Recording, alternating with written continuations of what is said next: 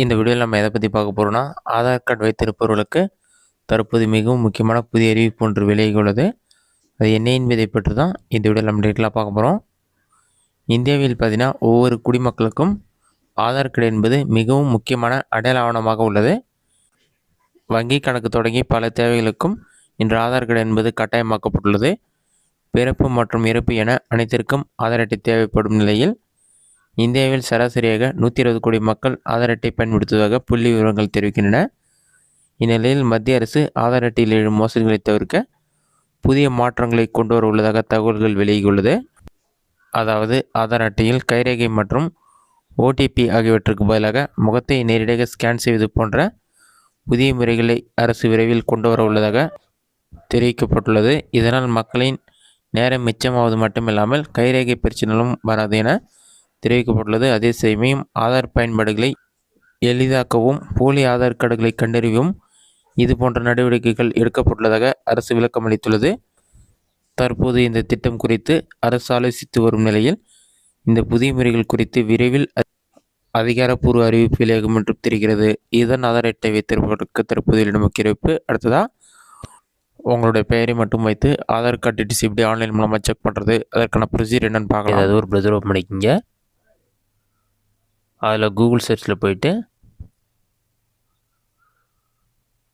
My Aadhaar UIDAI ஜிஓவின்னு சொல்லி type பண்ணுங்கள். அந்த மாதிரி நீங்கள் டைப் பண்ணி வைக்க கொடுங்க. அந்த மாதிரி நீங்கள் டைப் பண்ணி வைக்க கொடுத்தீங்கன்னா ஃபஸ்ட்டு எடுத்தோடனே மை ஆதார் .uidi.gov.in ஒரு வெப்சைட் ஷோகும். அந்த வெப்சைட்டை செலக்ட் பண்ணுங்கள்.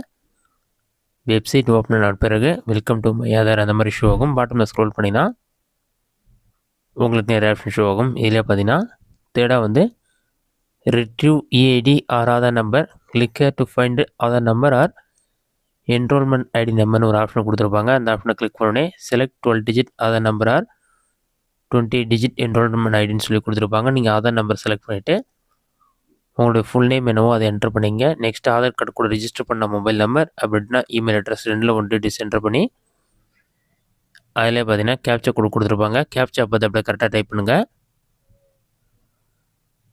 கேப்சா டைப் பண்ண பிறகு சேண்டு ஓடிபின்ற ஆப்ஷன் வந்து கிளிக் பண்ணுங்கள். அதை நீங்கள் கிளிக் பண்ணிங்கன்னா ஒரு 5 செகண்ட்ஸ்லேயே வந்து ஓடிபி ஜென்ரேட்டட் சக்ஸஸ்ஃபுல்லின்னு வந்துட்டு உங்களுடைய ஆதார் கார்டு கூட என்ன மொபைல் நம்பர் ரிஜிஸ்டர் இருக்கோ அந்த மொபைல் நம்பருக்கு 6 நம்பர் கொண்ட ஓடிபி வரும். அந்த ஓடிபி நம்பரை பார்த்து என்டர் பண்ணிவிட்டு சப்மிட் ஆப்ஷன் வந்து கிளிக் பண்ணுங்கள். சப்மிட் கொடுத்தோன்னே இவர் ஆதார் நம்பரை send your register mobile number சொல்லிவிட்டு ஆதார் கார்டோட கடைசி 4 நம்பர் ஷோ ஆகும். அதன் பிறகு உங்களுக்கு எஸ்எம்எஸ் மூலமாகவும் உங்களுடைய ஆதார் கார்டு நம்பரை சென்ட் பண்ணுறாங்க. இதில் பார்த்தீங்கன்னா டியர் ரெஜிஸ்டர்னு சொல்லிட்டு ஆதார் நம்பர் வந்துட்டு இவர் ஆதார் நம்பர் யுஐடின்னு வந்துடும். இந்த மெத்தடை பயன்படுத்தி ஈஸியாக உங்கள் நேம் மட்டும் வைத்து நீங்கள் ஆதார் கார்டு நம்பர் வந்து ஃபைண்ட் பண்ணிக்க முடியும்.